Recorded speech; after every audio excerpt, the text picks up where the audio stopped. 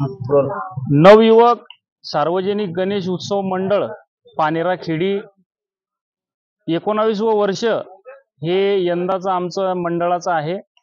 दरवर्षी आम्ही वेगवेगळ्या सामाजिक उपक्रमातून हा गणेश उत्सव साजरा करत असतो। यावर्षी सुद्धा भरगच्च अशा कार्यक्रमाचं नियोजन आणि आयोजन या ठिकाणी आम्ही केलेलं आहे।